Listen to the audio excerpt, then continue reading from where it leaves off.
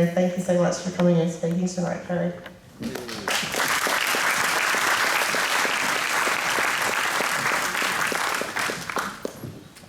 Good evening, everybody. I'm a resident from Minchinbury, as Melinda has said, and I strongly object to an energy from waste incinerator at Eastern Creek, which will only be 800 metres from the closest houses at Minchinbury and the school. In Erskine Park, the closest houses are about 1.1k away from the proposed site and 1.8 from the schools and this community hall. When I was here at the forum in February, there was a Penrith Council forum here. They did say that the stacks will be visible from this area here, from the eastern side of Erskine Park. So that is a concern. And I think it's the top half of the stacks, I believe. I'd also like to say that there was a very low turnout because not many people knew about it back in February. There was a lack of communication from both the Department of Planning. They only sent 800 letters out to people in Erskine Park, and that was only on the eastern side because they thought that's all they had to do. And they only sent letters to Minchinbury. I find that very bad, and a lot more people should have been notified.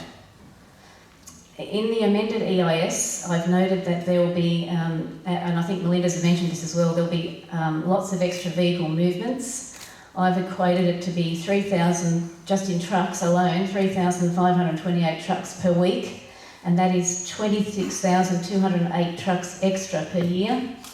And who says this won't increase, especially if they want to capture the trucks that go up to Queensland as well.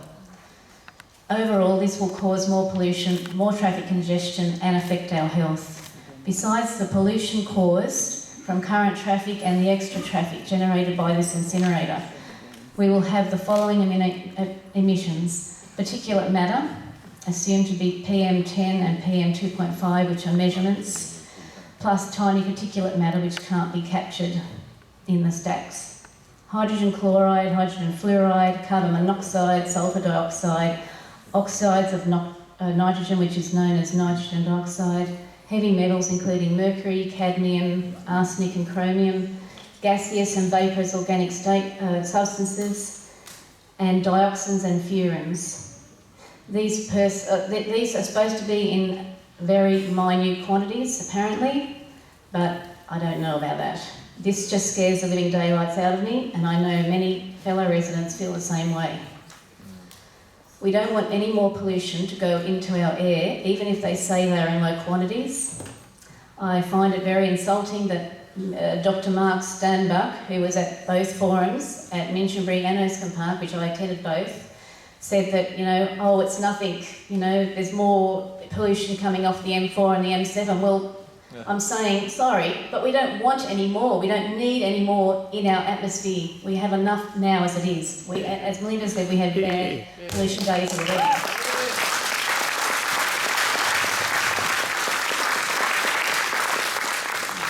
PM2.5 is highly toxic to humans. It does not get trapped in the nose hairs or the throat, but goes straight to our lungs. Exposure to particles is a major health concern. They can cause respiratory and circulation problems, particularly in the elderly, the children, and people with existing health conditions. Another major concern is that there is currently no national ambient air quality standard for the continuous monitoring of PM2.5, and existing methods can produce different results. This I found on the EPA website. There is also no equipment that can monitor the fine particulate matter that's smaller than PM1 or 0.1, I think, that will be emitted from the vent stacks because they can't be captured in the filters. Found on the air pollution PDF, this is information I found on the air pollution PDF. There will also be fly ash produced, which is highly toxic to humans. Apparently this is going to be stored on site in tanks and at Kemps Creek, I believe. This is a major concern as this is a temporary solution. There's no really long-term solution to this.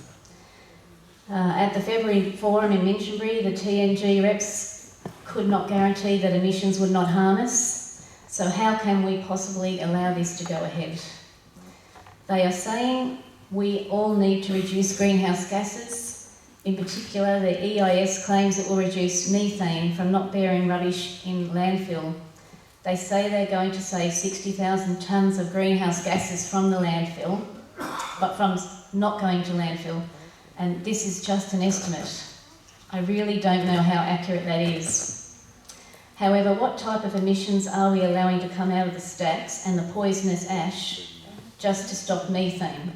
And I just wonder, are we just killing one bad thing with another? You know what I mean? There's poisonous ash in the tanks that will be stored. Will these tanks last forever? Or will the toxins end up leaching into the ground and the air and the water? These are unanswered questions. And why do we want to risk this at all? Europe and UK have many of these incinerators, and again, Dr. Mark Stunbuck, who is the owner of the incinerator company, who has been at these forums, he's been spruiking them and saying how good they are. He says that there's heaps of them in Europe and UK and elsewhere, but the reason there's lots of them is because the European Commission in the past has been giving incentives to reduce waste, and apparently landfill is the worst type of waste, and then incinerators of waste is the next worst. So what they were doing is giving them incentives to not landfill but burn the waste instead. So every Tom, Dick and Harry has got on board and is building these incinerators because they're getting lots of money for them in incentives and whatever. So in January this year, the European Commission said they need to step back from this and they will reduce the incentives. They will be allocating funding more towards healthier, efficient and reduced waste by better recycling and reducing of packaging. Yay. There is a great example of this in a little town in Italy, which I found when I was researching on the internet.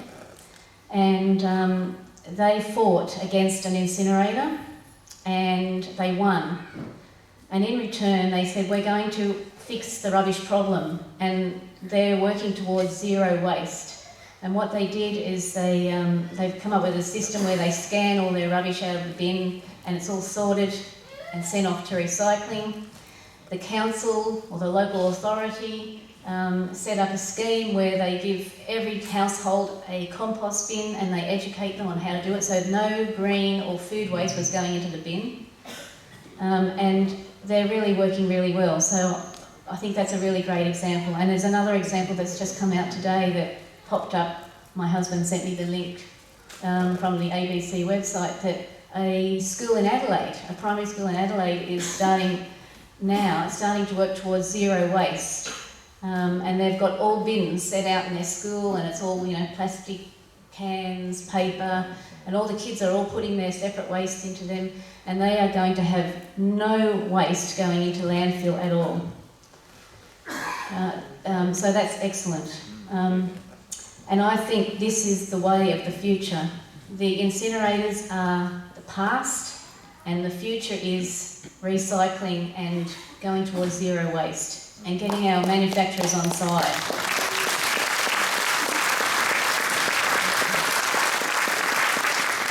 Up until this last EIS came out, I really didn't take much notice of what I was putting in the bin, and it's been a total re-education for me. So I'm quite amazed at how much I've learnt and how much I can do to make a difference.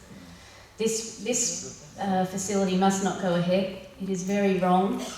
We must stay strong in our opposition to this and remain united. Thank you.